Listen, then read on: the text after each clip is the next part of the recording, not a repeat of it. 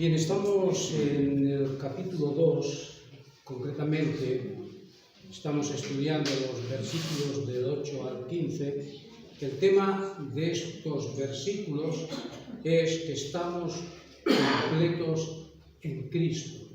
No necesitamos absolutamente nada más, puesto que en Cristo lo tenemos todo.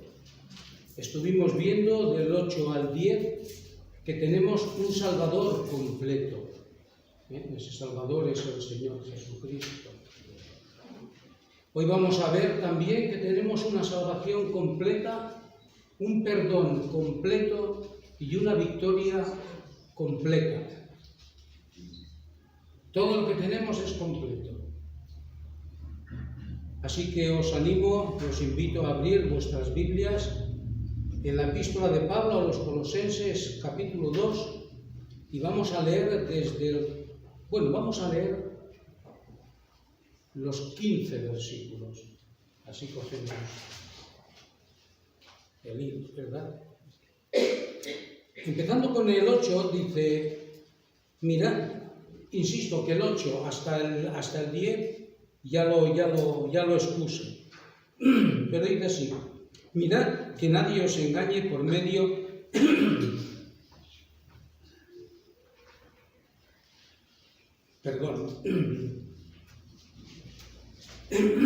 vaya hombre.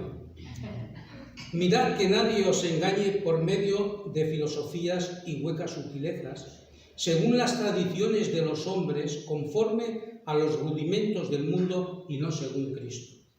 Porque en Él, en Cristo, habita corporalmente toda la plenitud de la deidad. Y nosotros, los creyentes, los que hemos nacido de nuevo, estamos, dice el texto, completos en Él, en Cristo, que es la cabeza de todo principado y potestad. Y a partir de este versículo 11 es lo que hoy quiero exponeros, que dice, en Él también, notad esto que repite varias veces, en Él o con Él, refiriéndose al Señor Jesucristo. Hemos visto el 9 que dice, porque en Él habita corporalmente, y vosotros seáis completos en Él. Ahora el 11 dice, en Él también fuisteis circuncidados con circuncisión no hecha a mano, al echar de vosotros el cuerpo pecaminoso carnal en la circuncisión de Cristo, sepultados con Él en el bautismo, en el cual fuisteis también resucitados con Él, mediante la fe en el poder de Dios que le levantó de los muertos.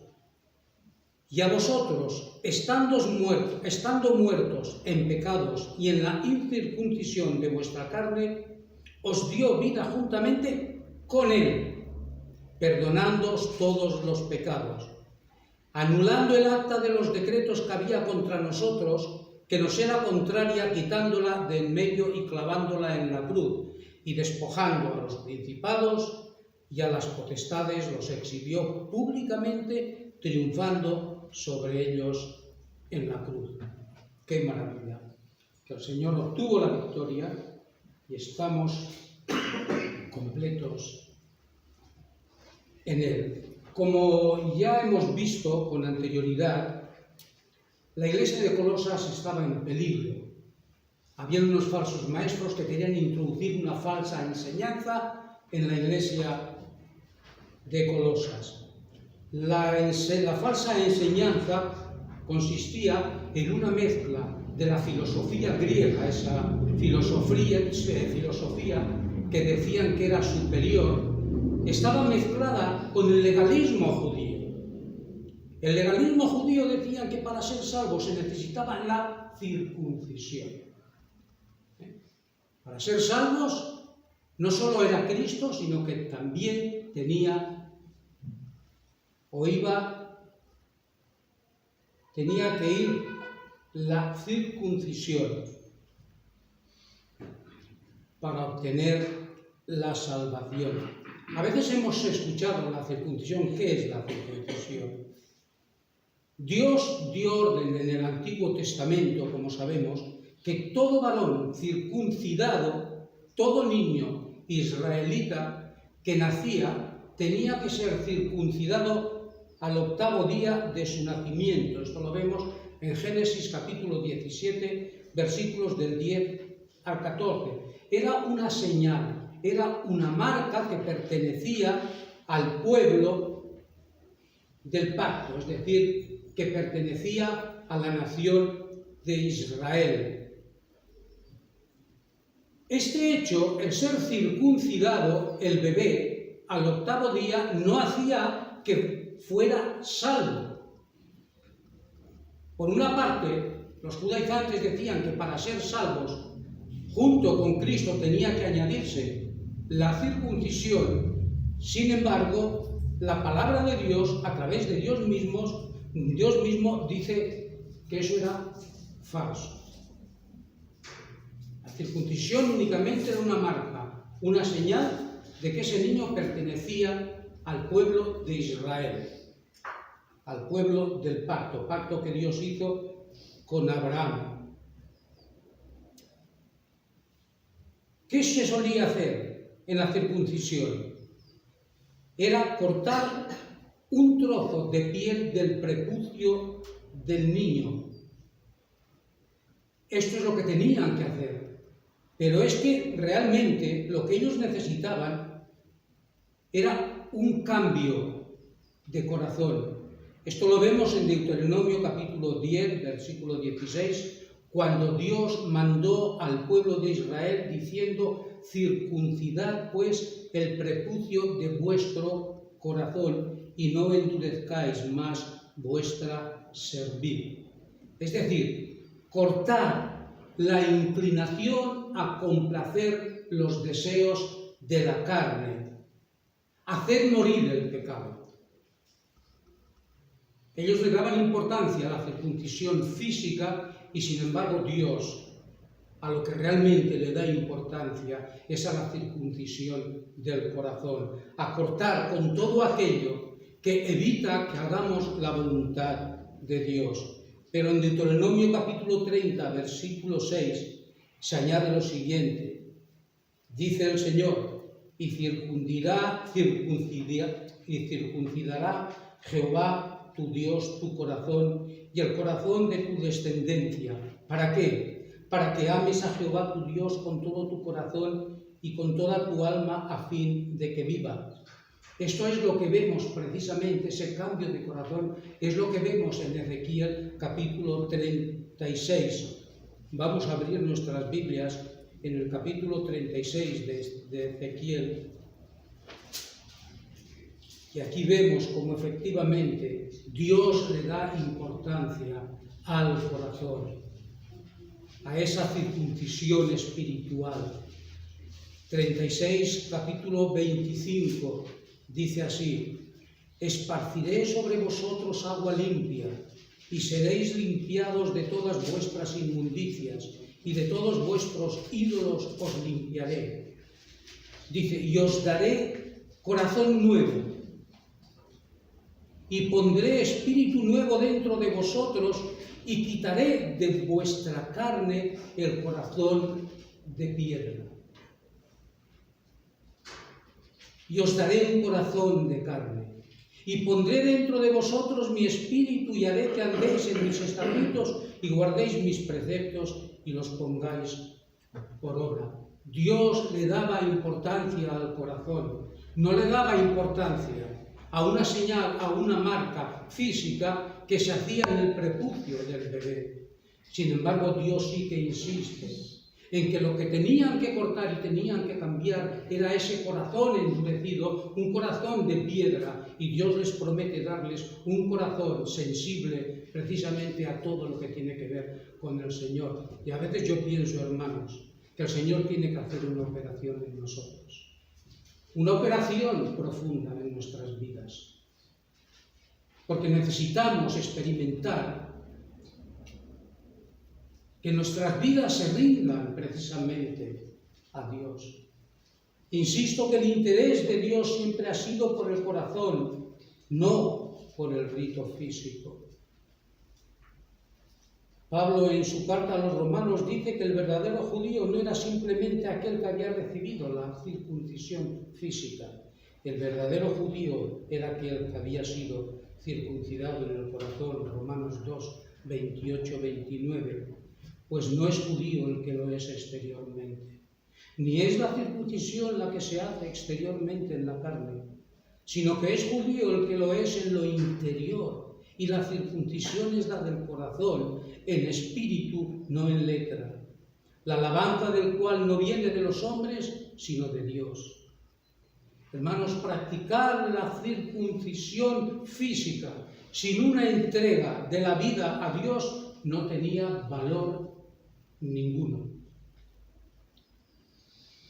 Y el ejemplo de que la circuncisión no salva, que es lo que querían introducir los falsos maestros en la iglesia de Colosas, el ejemplo lo tenemos en la vida de Abraham. Mirad, escuchad lo que dice Pablo en Romanos 4:11. Dice, Abraham recibió la circuncisión como señal, pero esa señal fue como sello de la justicia de la fe que tuvo estando aún incircunciso. Es decir, la circuncisión no salva. Si salvara tendría que estar en primer lugar.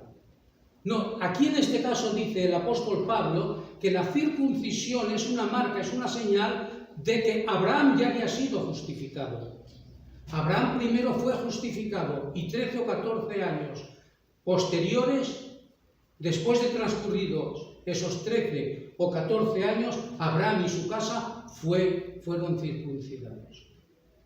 Es como el bautismo. El bautismo en agua no regenera.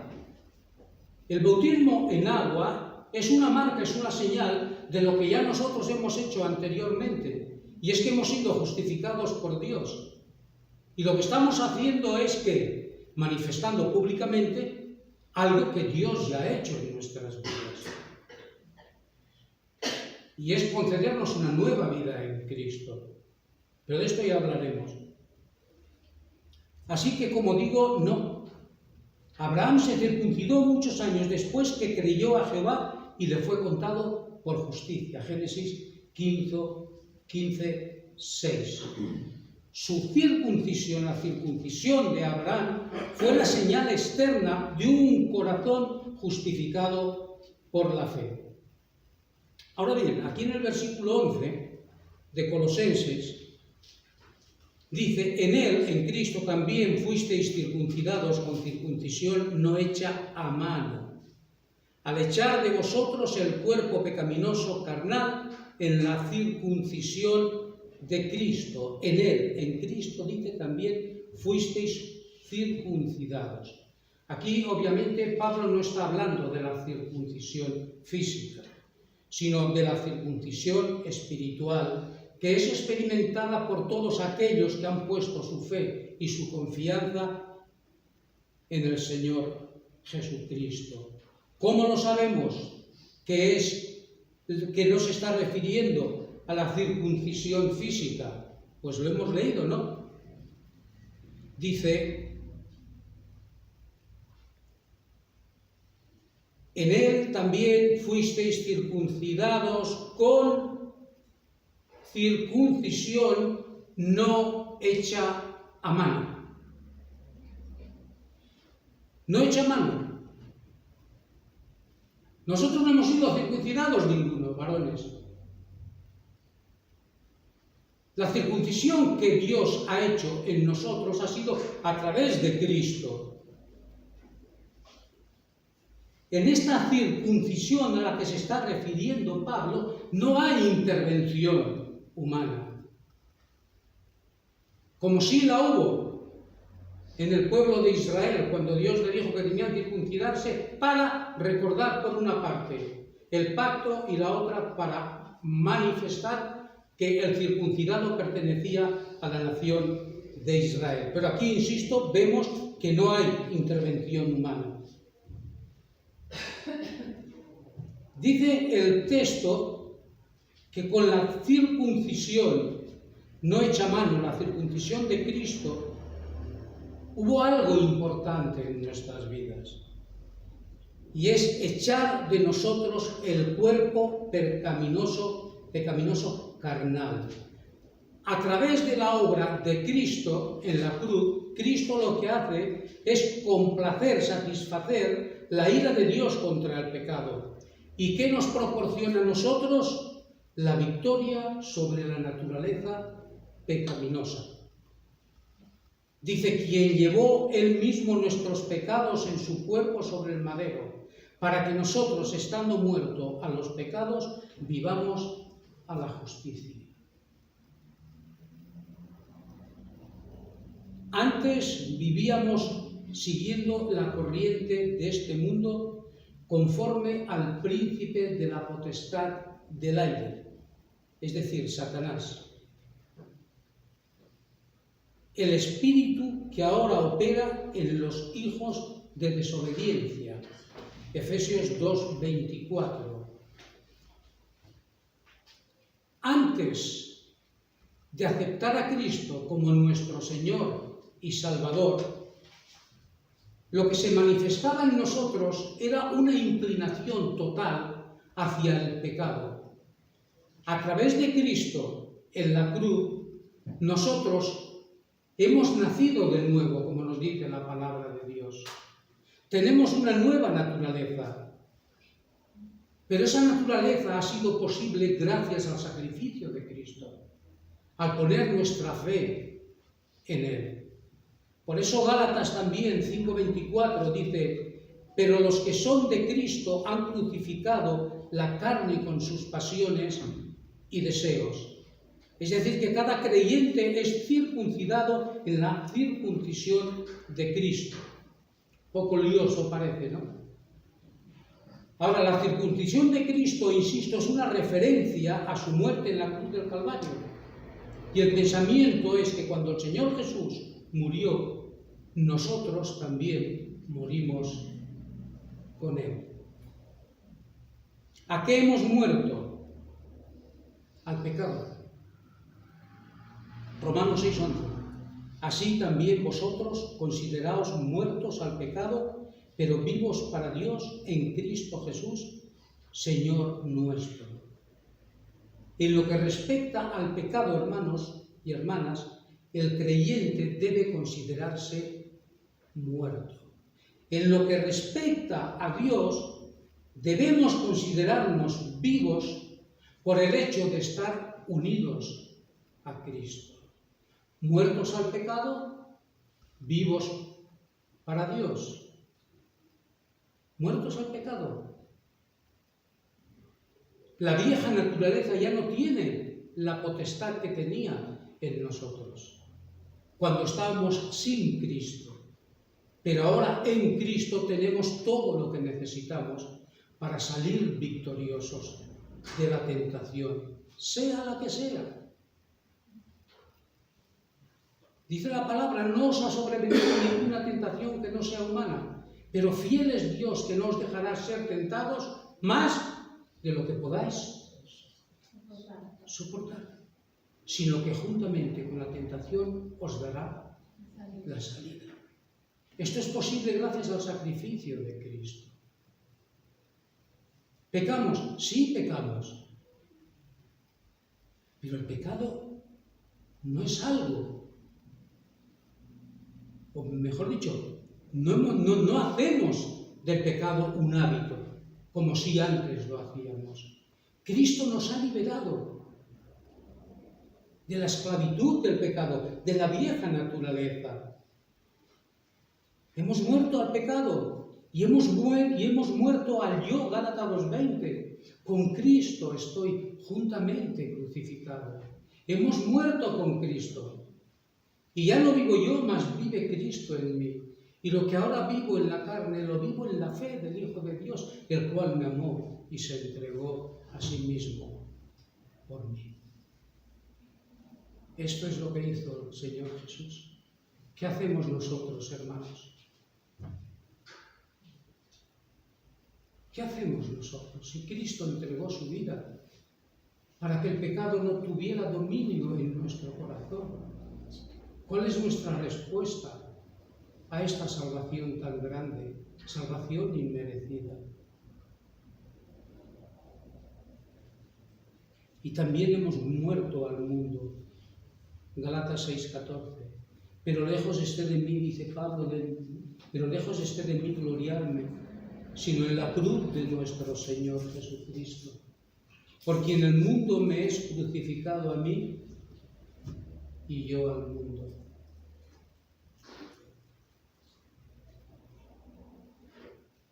El mundo, el demonio y la carne, los tres enemigos del cristiano. ¿Hasta qué punto, hermanos, el mundo que está gobernado por Satanás, hasta qué punto tiene fuerza que incluso el Señor Jesucristo en la oración intercesora le dijo: Padre, no pido que los quites del mundo, pero sí que los guardes del mal, que los guardes del maligno, porque el maligno es el que está gobernando, con el permiso de Dios, obviamente, el mundo. Así que la identificación con la muerte de Cristo hace posible que el creyente sea colocado en la familia de Dios como una nueva creación.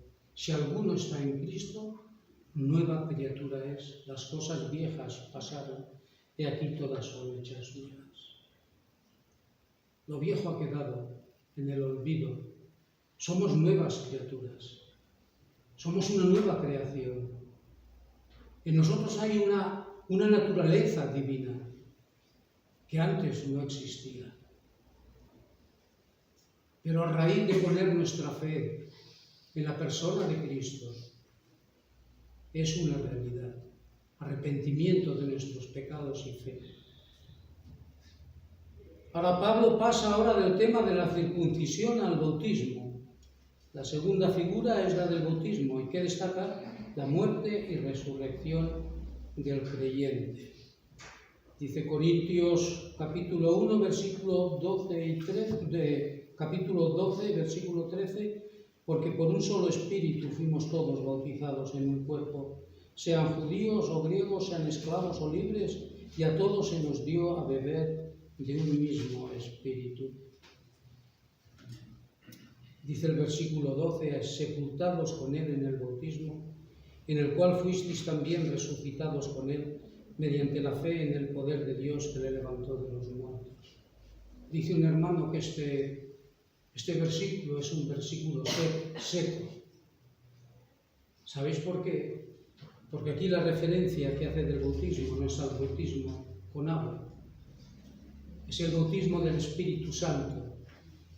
Los pentecostales dicen que una de las marcas de haber sido bautizados con el Espíritu Santo es hablar en lenguas. Eso no es bíblico. El haber sido bautizados con el Espíritu Santo es que hemos sido colocados en el cuerpo de Cristo. Ese es el bautismo del Espíritu Santo. Dice el hermano Carballosa, el apóstol utiliza la figura del bautismo para describir la muerte del creyente, su sepultura y resurrección con Cristo. Aunque el bautismo en agua es importante en la vida del creyente, es indudable que Pablo destaca aquí el bautismo del Espíritu Santo, que es 1 Corintios, como he leído, 12:13. Es mediante el bautismo del Espíritu que el creyente es unido vitalmente con Cristo, tal como la circuncisión física solo tiene significado permanente si ha habido una circuncisión del corazón, así también el acto del bautismo en agua tiene validez si ha habido una fe genuina en la persona y en la obra de Cristo. El creyente verdadero no solo ha muerto y ha sido sepultado, sino que también ha sido resucitado con Cristo para andar en vida nueva. Para andar en vida nueva, no para andar como a nosotros nos parezca. Andar en vida nueva es andar en un estilo de vida que glorifique a Dios, que honre a Dios. No es, he aceptado a Cristo y ya puedo echarme la siesta, a vivir que son 2 días. Aceptar a Cristo conlleva, hermanos, un compromiso muy serio con el Señor. En primer lugar, gratitud por lo que Cristo ha hecho, porque nosotros estábamos condenados a pasar la eternidad en el infierno. Y en segundo lugar, darle honor, gloria y honra a Dios allí en donde estemos. no importa el lugar. En todo momento tenemos que manifestar que somos hijos del Dios Todopoderoso, del Dios que ha hecho grandes milagros en nuestra vida. Y no podemos olvidarnos, por favor, del sacrificio de Cristo, de su sufrimiento.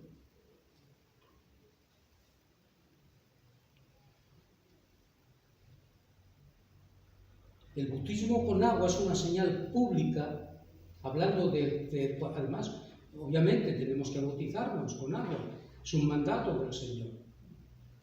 Las dos ordenanzas fue bautizaros y celebrar la Santa Cena. Pero el bautismo no regenera, no cambia la vida, el bautismo en agua. Insisto, el bautismo en agua es una señal, es una marca, es un sello, es un símbolo de lo que ya hemos hecho con anterioridad.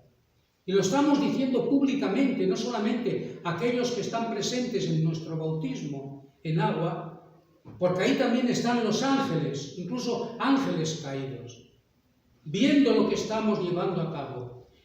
Y le estamos diciendo al público que estamos comprometidos con el Señor Jesucristo. No es un teatro.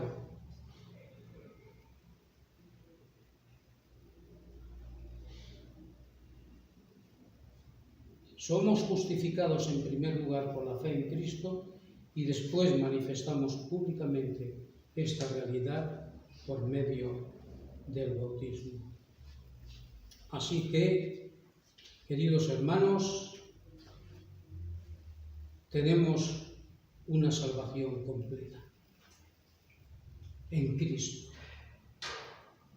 Pero tenemos también un perdón completo, versículos 13 y 14, que dice: y a vosotros, estando muertos en pecados y en la incircuncisión de vuestra carne, os dio vida juntamente con él, perdonándoos todos los pecados, anulando el acta de los decretos que había contra nosotros, que nos era contraria, quitándola de en medio y clavándola en la cruz. Los colosenses, como toda la humanidad, hermanos, estaban muertos espiritualmente, como nosotros lo estuvimos en su día. Muertos en pecados antes de nuestra salvación. Pablo en Efesios 2:12 dice: en aquel tiempo estabais sin Cristo, alejados de la ciudadanía de Israel y ajenos, es decir, extranjeros a los pactos de la promesa, sin esperanza y sin Dios en el mundo. Sin embargo, como resultado de haber recibido juntamente con Cristo, los creyentes hemos sido perdonados de todos los pecados. Y hermanos, saber que nuestros pecados han sido perdonados es motivo de gran gozo. Salmo 32:1 dice: bienaventurado, dichoso, aquel cuya transgresión ha sido perdonada y cubierto su pecado. Saber que Dios nos ha perdonado de todos nuestros pecados es motivo de gozo, hermanos. ¿Estamos gozosos por haber sido perdonados nuestros pecados? ¿Estamos agradecidos a Dios? Dice: la verdad más importante de las Escrituras es que Dios perdona los pecados de quienes confían en Él y los hace partícipe de su reino y su gloria. Salmo 130, versículos 3 y 4 dice: si mirares a los pecados, ¿quién, oh Señor, podrá mantenerse? Pero en ti hay perdón para que seas reverenciado.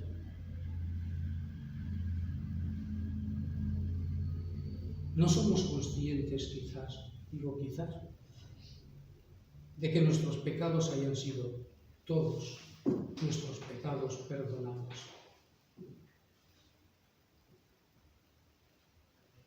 Dios no nos ve directamente, no nos mira, nos ve a través del sacrificio de su Hijo.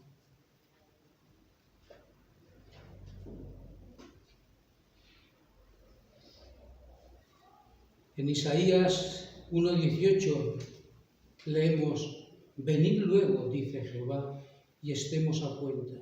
Si vuestros pecados fueren como la grana, como la nieve serán emblanquecidos. Si fueren rojos como el carmesí, vendrán a ser como blanca lana. Qué hermoso. No hay pecado que Dios no pueda perdonar. Isaías 55:7 dice: deje el impío su camino y el hombre inicuo sus pensamientos, y vuélvase a Jehová, el cual tendrá de él misericordia, y al Dios nuestro, el cual será limpio, amplio en perdonar.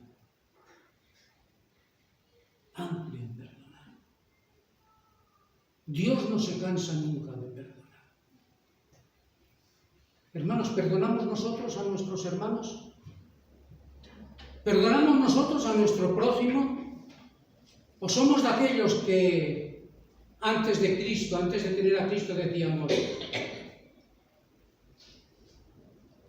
arrieros somos y en el camino nos encontraremos? Es decir, tú me has hecho esta, pero te la devolveré. ¿Os imagináis? La actitud de Dios con nosotros es perdonar todos nuestros pecados. Es amplio en perdonar. Amplio en perdonar. No hay pecado, insisto, que sea tan grande que Dios no pueda perdonarnos. Pero nosotros a veces no perdonamos. Pero yo no concibo a un creyente que no perdone a su hermano. Si tenemos el amor de Dios en nuestros corazones, si el amor de Dios ha sido derramado en nuestros corazones, no es por mis fuerzas, pero por el amor de Dios que está en mi corazón, yo tengo el deber, la obligación, el privilegio de perdonar a mi hermano.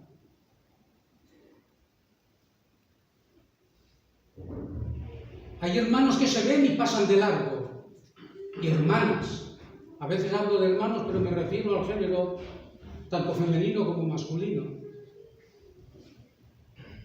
Yo, un hermano que no salude a otro hermano, lo que me está manifestando es que no tiene el amor de Dios en su corazón. Porque si tuviera el corazón de Dios en su corazón, pensaría en cómo he sido perdonado yo por Dios cuando no he sido merecedor. Pero Dios es un Dios de amor. Y hay unas características que nos hablan del perdón de Dios. En primer lugar, el perdón de Dios es un perdón lleno de gracia. No es algo que pueda ganarse por méritos. Es un don gratuito.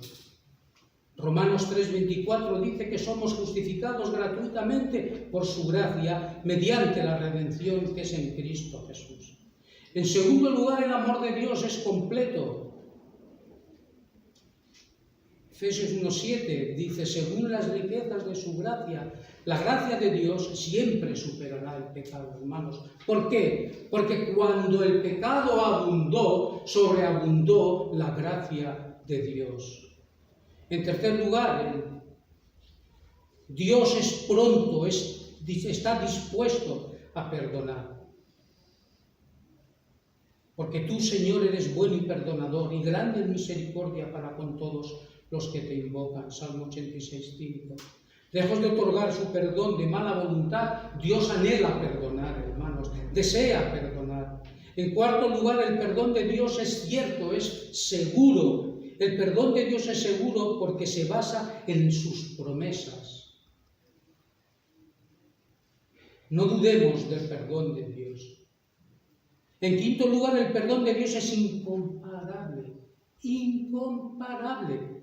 El profeta Miqueas dijo: ¿qué Dios como tú, que perdona la maldad y olvida el pecado del remanente de su heredad? No retuvo para siempre su enojo. ¿Por qué no retuvo para siempre su enojo, porque se deleita en misericordia. Ese es nuestro Dios, nuestro Padre, el Dios perdonador. No hay ningún Dios semejante a Él, ninguno, es único. Y ese Dios es nuestro Padre, hermanos.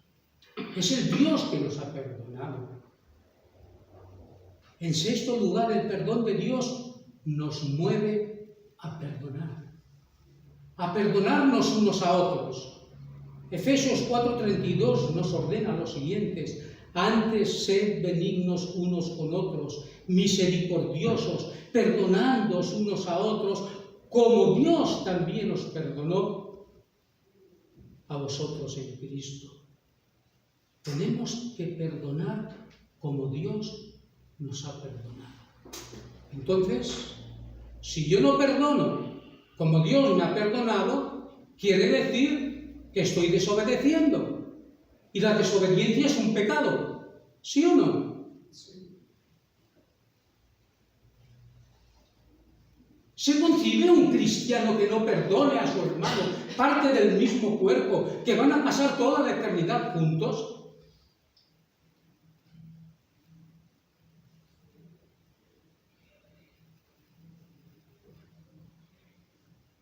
Me estoy sonriendo porque estoy pensando en mi ayuda idónea.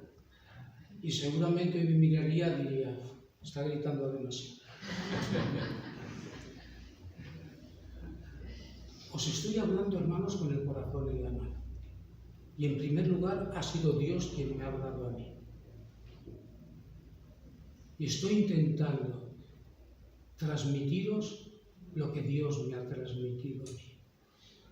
Yo no tengo nada con ninguno de vosotros, ni con nadie. Yo con nadie, con ningún creyente. Pablo lo dice. En cuanto dependa de vosotros, ¿qué nos dice? Que estemos en paz con todos. El problema lo tienen los demás y no quieren estar en paz conmigo, pero yo tengo que estar en paz con todo.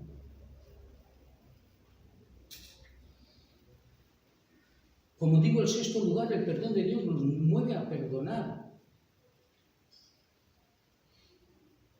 Y este versículo que acabo de leer, de Efesios 4:32, confirma lo que es el perdón completo de Dios. ¿Cómo podría ordenarnos Dios perdonar a otros si Él no nos hubiera perdonado? Dice, en el camino que lleva a la reconciliación hay un paso fundamental. ¿Sabéis cómo se llama ese paso? Venga, que lo sabéis. ¿De qué estamos hablando? Del perdón. ¿Cómo se llama ese paso? Perdón. En el camino que lleva a la reconciliación hay un paso fundamental, el perdón. El perdón, hermanos, hermanas, es el sello que rubrica el final de una disputa y constituye el ingrediente más distintivo del cristiano en cualquier conflicto. El perdón está en el corazón mismo del Evangelio. Todo el mensaje cristiano gira alrededor del perdón de Dios a través de la cruz de Cristo. Y nos empuja a quienes, a nosotros como discípulos suyos, a ofrecer o suplicar perdón allí donde sea necesario. Es hermoso. Es la voluntad de Dios. Experimentamos la paz cuando perdonamos. C.S. Lewis decía que para todos el perdón es fácil hasta que nos toca perdonar. Perdonar es fácil. Y cuando te encuentras en medio de un conflicto, si un hermano pega contra ti, ¿por qué no lo perdonas? No es tan fácil. Parece fácil, pero no es tan fácil. Pero tenemos que hacerlo. anulando, dice el 14, versículo 14, anulando el acta de los decretos, es decir, de los cargos que había contra nosotros y que nos era contraria, quitándola del medio y clavándola en la cruz. Estamos hablando precisamente de un perdón completo. La palabra anulando se usaba para indicar la cancelación de un voto, de una deuda, o indicar el acto de borrar algo escrito en un papiro. La muerte de Cristo, ¿sabéis lo que ha hecho? Cancelar la deuda del pecado. ¿Cuál era la deuda que teníamos con el Señor? El pecado. ¿Cuál es la paga del pecado? La muerte. Nosotros no podíamos pagar esa deuda, pero hubo quien sí la pagó, ocupando nuestro lugar, cargando con nuestros pecados, cargando con la deuda, y ese fue Cristo. Ese fue Cristo. La deuda fue clavada en la cruz y cancelada para siempre. Ahora el hombre pecador puede acudir a la cruz y recibir el perdón de sus pecados, y no solamente recibir el perdón de sus pecados, sino también el regalo de la vida eterna. ¿Y todo sobre qué base? Sobre la base del sacrificio realizado por Cristo una vez y para siempre, en beneficio del pecador.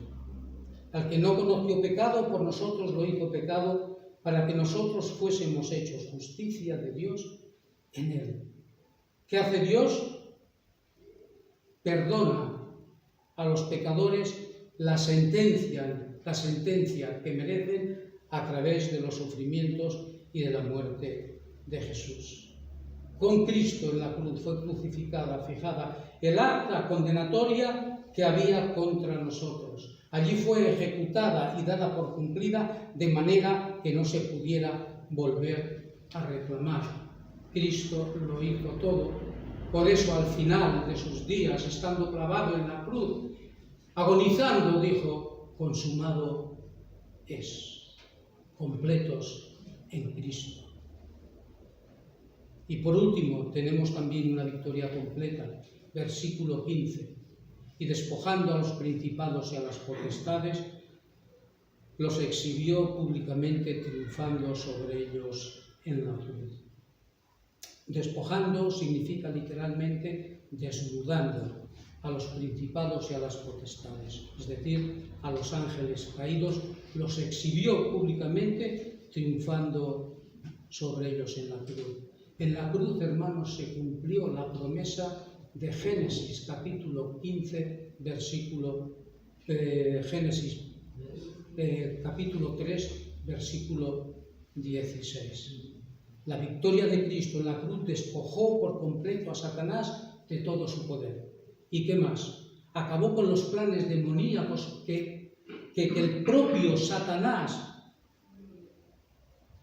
planificó, y valga la redundancia, y esos planes eran detener precisamente la obra redentora del Señor Jesucristo. Por medio del Señor Jesús y de su obra en la cruz, Dios canceló la deuda del creyente, derrotando a Satanás y a sus ángeles caídos. Esa es la razón por la cual Pablo puede declarar en Romanos 8, 37 al 39 los siguientes: antes, en todas estas cosas somos más que vencedores por medio de aquel que nos amó, por lo cual estoy seguro de que ni la muerte, ni la vida, ni ángeles, ni principados, ni potestades, ni lo presente, ni lo porvenir, ni lo alto, ni lo profundo, ni ninguna otra cosa creada nos podrá separar del amor de Dios que es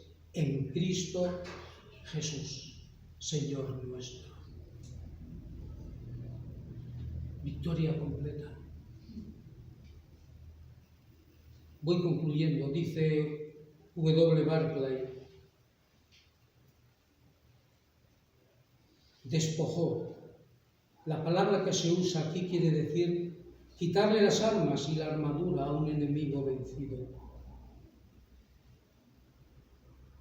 De una vez para siempre Jesús quebrantó su poder, los expuso a la vergüenza pública y los llevó cautivos en su desfile triunfal. La alegoría se refiere al triunfo de un general romano que hubiera obtenido una victoria realmente señalada y se le concediera desfilar con su ejército victorioso por las calles de Roma, llevando tras sí a los reyes y gobernantes de los pueblos que había vencido. Los mostraba públicamente como su botín. Pablo piensa en Jesús como conquistador, desfilando en un triunfo cósmico, y lleva detrás los poderes del mal para que todos los puedan ver derrotados para siempre. Cristo venció a Satanás. Cristo le asestó un tope final. Cristo obtuvo la victoria en la cruz. Quizá los ángeles caídos mirando en la cruz dirían: ¡oh, alegría, hemos vencido! No, el que venció fue el Señor. Él es el gran vencedor. La victoria de Cristo, hermanos, es nuestra victoria. La victoria del creyente, la victoria de sus hijos. Porque estamos identificados con Cristo en la cruz.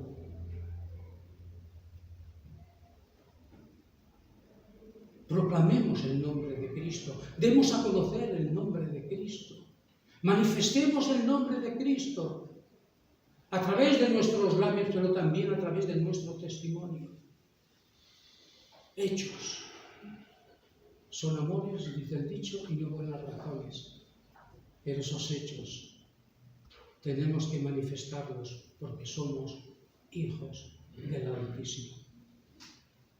Seamos agradecidos, hermanos, por favor, y seamos conscientes del sacrificio del Señor.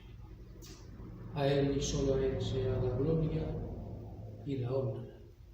Una victoria